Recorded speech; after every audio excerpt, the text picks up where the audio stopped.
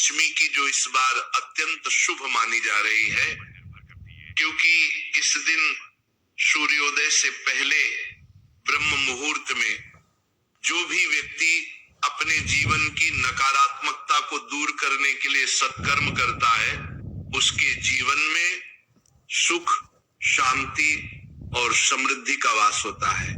भाइयों बहनों, सुबह 3:48 से पंचमी तिथि प्रारंभ होगी और यही वह समय है जब प्रकृति की शक्तियां जागृत होती हैं।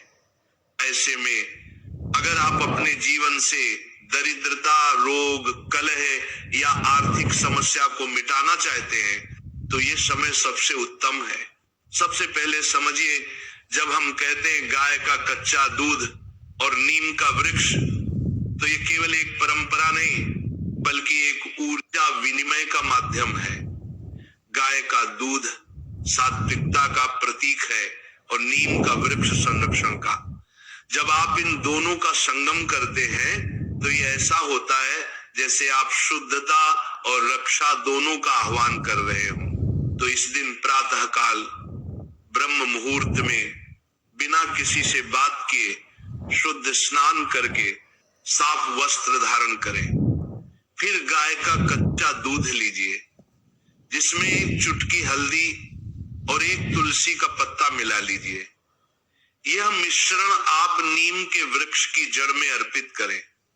यह कार्य आप पूरे श्रद्धा भाव से करें।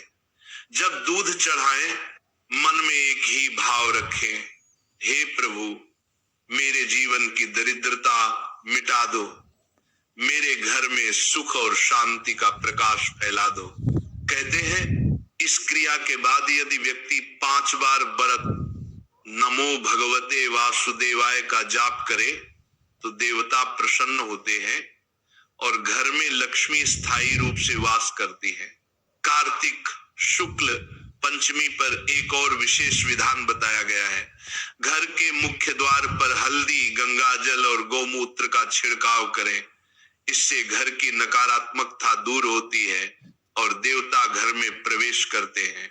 जो व्यक्ति इस दिन प्रातःकाल सूर्य को जल अर्पित करता है, उसे भी अतुलनीय फल प्राप्त होते हैं। जल में थोड़ी सी लाल फूल की पंखुड़ियां, गुड़ और चावल डालकर सूर्य देव को अर्पित करें और कहें, हे आदित्य देव, मेरे जीवन के अंधकार को मिटा दो, मेरे कर्मों में प्रकाश भर दो। अब सुनिए कुछ गुप्त लेकिन अत्यंत प्रभावी उपाय।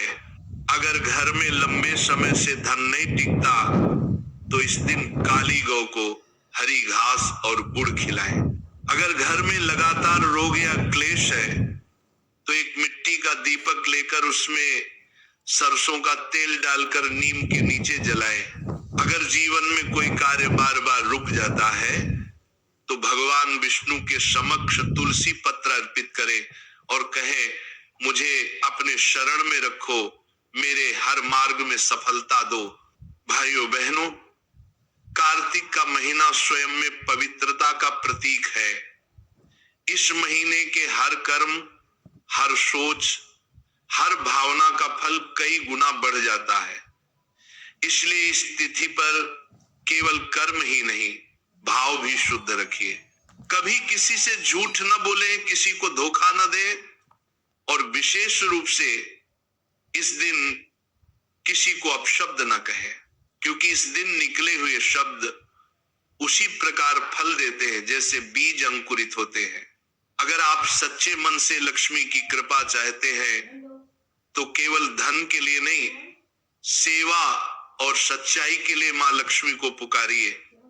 याद रखिए, धन केवल पैसा नहीं होता, धन वो है जो मन की प्रसन्नता, घर की शांति और परिवार की एकता में बसता है। इस दिन एक और अत्यंत शुभ उपाय है, घर में रखे पुराने तांबे या पीतल के बर्तन को साफ करें, उसमें जल भरें और तुलसी के पौधे के पास रख दें। जब सूर्य उदय हो जाए तब वह जल तुलसी को अर्पित करें। इससे घर में धन की ऊर्जा सक्रिय होती है